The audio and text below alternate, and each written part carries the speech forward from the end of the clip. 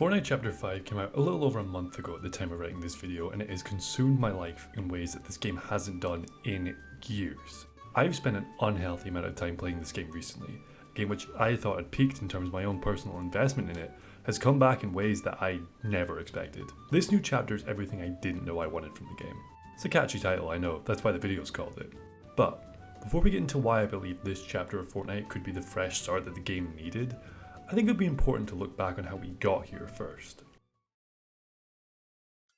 Fortnite, or as it's retroactively been called now, Fortnite Save the World, launched on the 25th of July 2017 and was a PvE zombie survival game.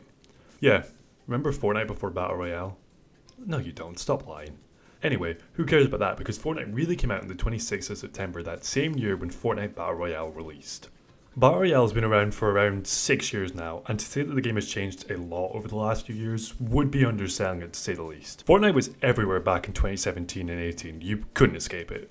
It felt like no matter where you went online, Fortnite would be there, whether it was praising the game or not. I personally started playing the game very close to when Battle Royale initially dropped, but it wouldn't be until about Season 3 where I really started to get invested in the game. However, it was around early 2019 where I started to kind of lose interest in the game, and I think that can be said for a lot of people. While the game did its best to keep things fresh with every season always offering something new in the game, it was clear that it wasn't enough if they wanted to keep the game relevant. They would have to do something big to change the game up.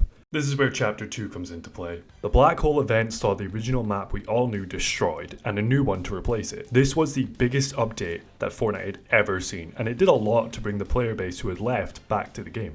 But then, the same retention issue with Chapter 1 happened with Chapter 2 as well, with each season being able to attract less and less players as it went on. I personally never even played Season 7 and 8 of Chapter 2, which is I'm sure what a lot of people would also say. Then came Chapter 3, which brought with it again a brand new map, new guns, and oh fuck, it's Spider-Man, you can web sling. This is actually pretty cool. But you're noticing a trend here? Every time Fortnite would start to decline in popularity, Epic would start a new chapter to reinvigorate the game, usually with some insane collab skin at the start of the first season to really get people interested. People would play for a while, realize that the game isn't really that different from when they last played, and they would drop it. It was obvious that when Chapter 4 came less than a year later, Epic didn't really know how to fix this problem. They couldn't just keep making new chapters whenever the game started to become less relevant, because this was a strategy that had diminishing returns. Now, of course, this isn't to say Fortnite was dead or anything, because it really wasn't. It still had good player numbers, and there was no problem with finding a match or anything, but you could tell Epic didn't want this to keep happening. So, where could the game go from here? Fuck it, just bring the old map back. Fortnite Season OG was a month-long event that brought back the old Chapter 1 map, and with it, most of the original player base. Fortnite saw a massive spike in daily players again, and it seemed to finally achieve the player numbers that Epic really wanted back. But then what? Season OG was only supposed to last a month. Where would Fortnite go from here? They had most of the original player base back now, cool, but if they wanted to retain those numbers, they had to do something big, something almost no one would expect. Or, you know, 3 things, that works too. Season OG ended with a live event that teased what the new game mode's features for Chapter 5 would be. We were not only getting a new map, but we were getting a racing game mode called Rocket Racing by the Rocket League devs, a survival mode which had a Lego theme to it. I mean, that's odd, but it's cool nonetheless. And we were getting a rhythm game mode made by the Rock Band devs? Okay. Oh, and Eminem was there too, but he didn't really do much, so it doesn't matter. This new Fortnite chapter was shaping up to be something which we had never seen before. So, how did it work out? Well, as I said at the start of the intro, I personally have been loving this new Fortnite chapter. So, let's actually get into it and talk about Fortnite Chapter 5 and all the major game modes. Let's start with the game mode that I'm pretty sure won't be a surprise to anyone, Battle Royale. It's fine. Okay, no, seriously, let's actually talk about it. A trailer for the season came out that showed off the new features that would come out with this chapter. It included an overhaul to movement, the ability to customize weapons at a workshop table, new weapons including a shield and a grapple blade, and a train. I was most excited for the train, to be honest, but the rest of the stuff looked cool. The new chapter launched on the 3rd of December 2023, and to be completely honest, I didn't play a lot of it when it first came out. Not because I didn't like it, but because of all the game modes that were coming out, you kinda knew what you're getting into at Battle Royale. So how does this season stack up compared to other seasons? I wouldn't say that this season does anything particularly amazing, but it also doesn't do anything bad. This season's map feels like a good mix of what made the last few maps good, with its own twist on it. It has a good mix of biomes and terrains to cross and interesting ways to cross it. But I think a few sections of the map are too vertical and make it hard to navigate, which can sometimes ruin the flow of a game. This season also brings back plenty of vehicles from old seasons, and there's a new addition as well with the SUVs. But of course, the most interesting way to get around the map is the train. I barely go on this thing. The train is such an interesting idea for Fortnite. I know that other Battle Royale games have had trains before this, but I don't play them, so this is practically brand new to me. My only issue with it is it feels like you really have to get on the train at the start of the game if you want to make the most of it. I think this is mostly due to the way where the train goes around the map, sticking towards the outer parts of the middle rather than right in the middle. I get why this is done. It would probably be annoying if you're trying to fight someone in the final top 10, then a whole different squad comes rolling in on the train and just wipes you out. But I wish the train could be used more on the map, because it would be so interesting to see how it would affect combat. But this section isn't called Train Royale, so let's move on and stop talking about the train. This season adds on to the slide and mantle added in Chapter 3 by adding in the ability to scale walls thanks to new points to climb on. It also tweaks the speed at which you move when you're crouched or walk, and along with it, brand new animations. Now, this proved to be quite controversial when the season first started. Not the vaulting or the new climbing, but the movement reworks have been criticised for being too slow. I genuinely haven't noticed a change at all. I don't know, man, maybe it's because I just don't play Fortnite as much as some diehards who have like 30,000 hours in the game because I have a life. But I genuinely can't feel that much of a difference between the two, but it was apparently enough where they decided to increase movement speed. I'm not trying to invalidate others' opinions on this. If you genuinely feel the new movement is worse than what came before, that's fine. But to those sending death threats to the devs, just stop. Get off Twitter or just go outside please, but maybe take a shower before you do that. But whatever. Let's talk about the other major change. Healing has also been completely reworked. Now you can move while you heal rather than waiting for the timer to finish before you get any health or shields. You now get the health and shields as you use these items. Caveat that if you cancel out the animation, you'll lose the item and the remaining benefits that you would get from it. Personally, I think this is a great change to the game, and it's one that I didn't really consider, but I quite like it. Anyway, let's move on from healing to killing with guns. The loot pool has completely changed, in air quotes, because most of the guns are essentially the same as we've had previously, but they have different names and designs. Please don't ask me to name them off the top of my head because I can't be bothered to remember them. These weapons are fine. I think they run into the same issue a lot of newer Fortnite weapons do, where they don't have the same simplicity or charm from the original weapons, so it makes them all blurred together in my head. But let's go through them all and rank them out of 5 based on how they look, how they feel to use, and their overall usefulness across the entire game, excluding different rarities of course. Enforcer AR is similar to the old heavy AR. It has a slower fire rate but better range and does more damage. This gun has a very generic design that doesn't really feel like it fits Fortnite. It does feel a lot better to me than the old heavy AR did, but to be completely honest, I would drop it later in the game as it isn't great for close quarters. 4 out of 5. The Nemesis AR is essentially the all-around AR. It has decent fire rate and range to it. It can be used essentially in every combat scenario, albeit maybe less effective than the other two. Same problem in terms of design with the Enforcer, but it's probably the most useful AR. 5 out of 5. Although I was tempted to give it a 4 because of the design. The Striker AR is probably the weakest AR in my opinion, which is weird because it's closest to the original AR from previous chapters. Hell, it even looks the closest. The issue I have with it is that I only really find it effective at the start of a game. It's the AR with the fastest fire rate and encourages you to fire in shorter bursts in order to be the most effective with it. But every advantage that this gun has over the other two, SMGs would probably be better to carry. 3 out of 5. The hammer pump shotgun is like the classic pump shotgun, but slightly worse. It works perfectly well, but I've always found my shotguns to be more like the tactical shotgun. The design of the gun looks like the classic pump shotgun, but legally distinct enough where they're not going to get sued by, I don't know, themselves. 4 out of 5. The Frenzy Auto shotgun is close to the drum shotgun, and imagine that gun, but worse. It's fine, it doesn't do anything bad, but the trade-off you get for a faster fire rate for damage makes this gun a little useless in later parts of the match. I also just don't like the design. 2 out of 5. Thunderburst SMG it's just not good at all. It's a burst SMG, and while it does do good damage, it has really bad recoil that makes it kind of useless compared to the other SMG in the game. I mean, visually it looks quite good, but the actual gun just isn't great in all stages of the game. 2 out of 5. The Hyper SMG, it does everything an SMG should do, and if you're like me and you have terrible aim, it's the best spray and pray gun in the game. It's a good gun to have for close quarters combat, which is everything people would want from an SMG. Again though, design leaves a lot to be desired. 4 out of 5. The Ranger pistol, It's a pistol. I don't know, who actually uses pistols? I don't know what to say here. Design's fine, 2 out of 5. Ballistic shield. Okay, here we go, a wholly original weapon for this season. I think I've used this thing once. It's okay. It's really good for the start of the game, but later on there are too many ways to combat it that it doesn't really matter. 3 out of 5. The Reaper sniper rifle is very, very good. It feels great to use, but personally I just don't use snipers a lot because, again, I have bad aim. Design's fine, 4 out of 5. The grapple blade is a new movement item in the game. I don't have any real issues with the design, it's fine. It's fun to use, however, I think that the issue with it is that it has a very limited use. Aside from that, yeah, it does its job, 4 out of 5. While this loot pool seems small, looking back on ones from previous season ones, this is actually fairly standard. However, I think that what this has over other seasons is the gun workbenches, which allow you to completely customize your guns.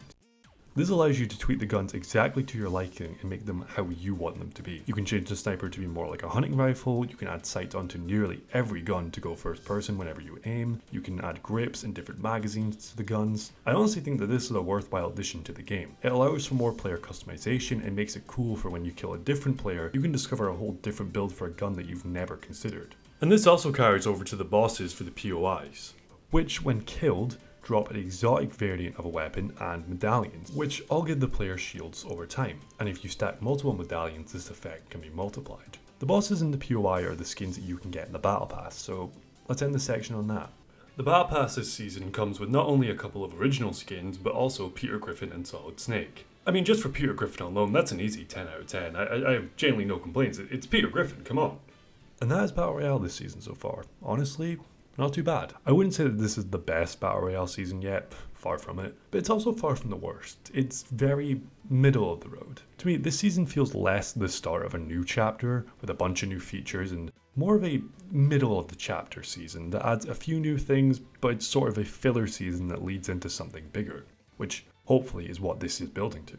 I'll definitely keep playing this mode, but I doubt it's going to be the main mode I play. So let's move on to the other game modes. So let's look at the next game mode released, LEGO Fortnite.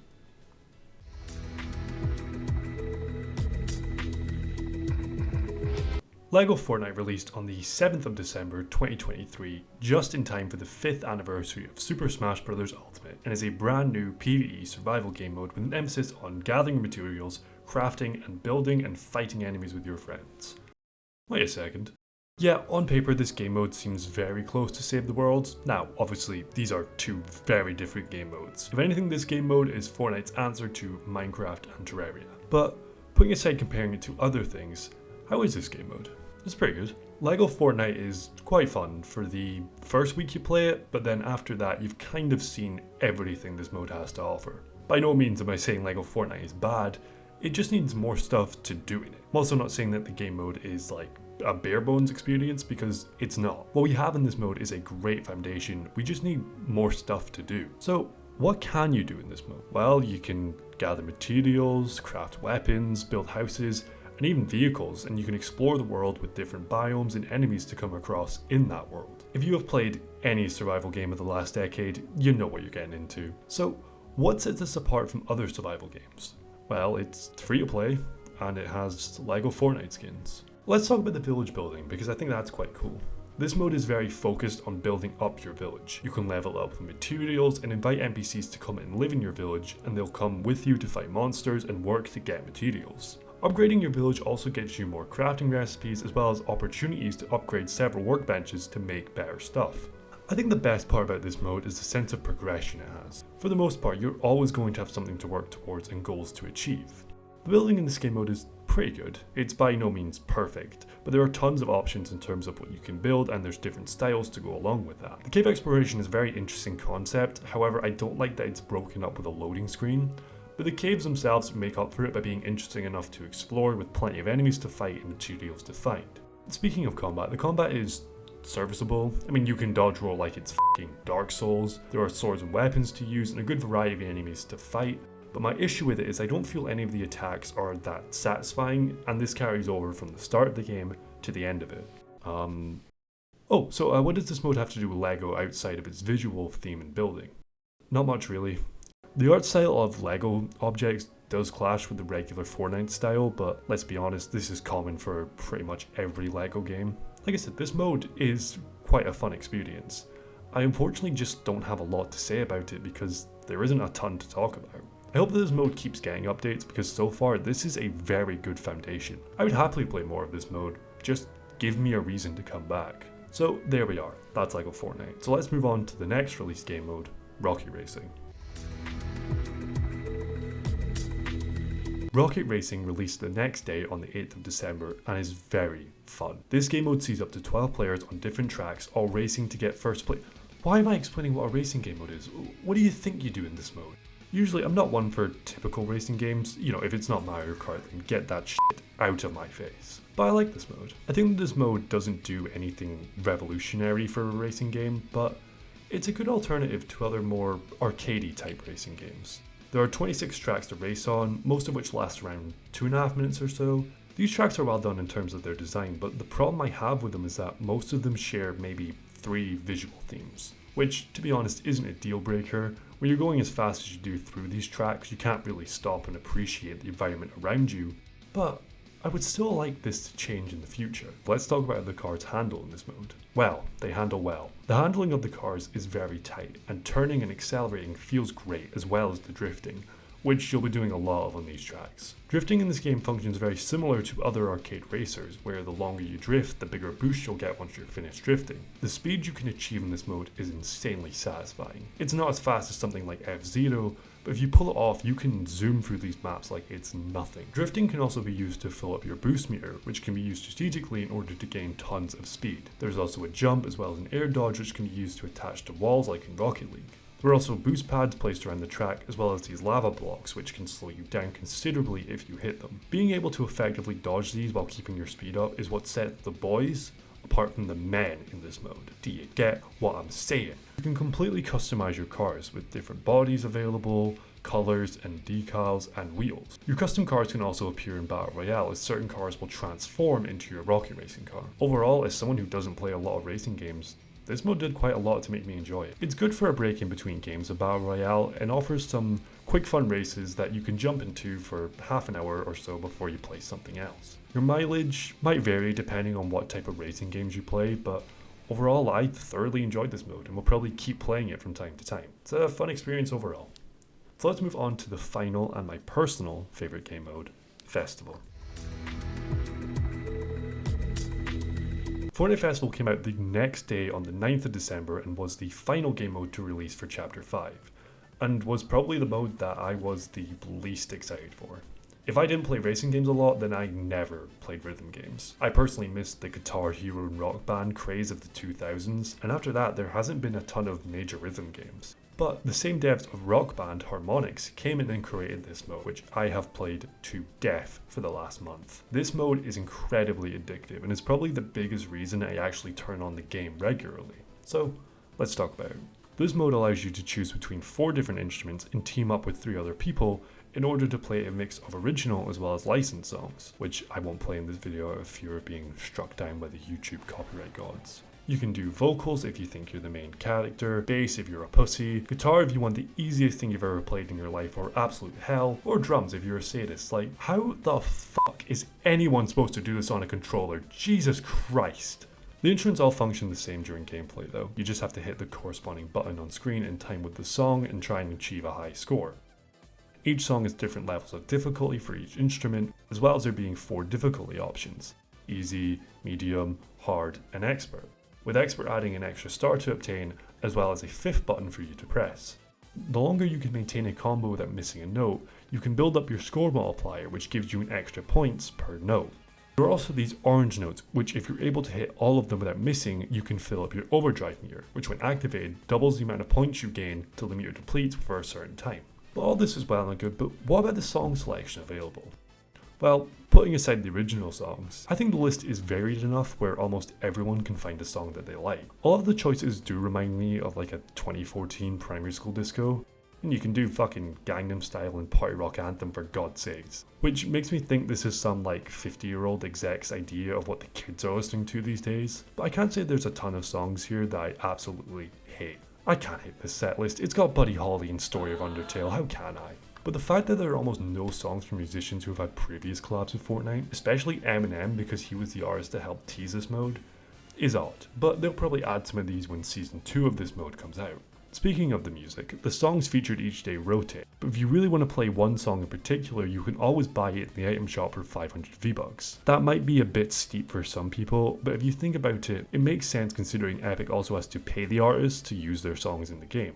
You can also use these songs in Battle Royale as well as the Jam stage game mode if you want to play that for some reason. It's actually really fun to use these in Battle Royale as you can mix instruments between different songs. Just watch you don't get too distracted and get shot while doing it. Oh, man! Play this game. Genuinely, I have no complaints about this mode. I do hope that for the next season of this, when they add more songs, they maybe space out the release of them to keep people coming back. This is a damn addicting mode, and I found myself on more than one occasion staying up till like 5 in the morning because I've lost track of time playing it. This was the mode that I didn't care for when it was announced, but now I love it. And that is Fortnite Chapter 5, at least so far. To be completely honest, I was initially skeptical of this chapter before I played it, but this has really brought me back into the game in ways that it hasn't done in almost 5 years. The Battle Royale mode is solid. LEGO Fortnite offers a nice change of pace for a week or so. Rocket racing is good and bite-sized fun, and Fortnite Festival has completely rewired my brain whenever I hear songs from it. Like, genuinely no joke, I was at work one day and heard Bad Romance, and I started seeing the bars falling in front of me. I don't know what's wrong with me. This chapter has been such a nice refresh from previous chapters. It came out swinging with the new modes, but whether Epic will be able to keep this momentum up, we'll have to see. Now, I don't think these modes were ever supposed to replace Battle Royale, but rather give you something else to keep coming back to the game for. But it's obvious to me that Epic needs to keep updating these modes if they want them to be successful. Epic seems to be taking a really interesting approach to Fortnite now, where they want it to be not just a Battle Royale game, but rather a platform for a bunch of experiences. But the only way this is going to work is if Epic is willing to commit to these modes, and whether they are or not, we'll have to wait and see.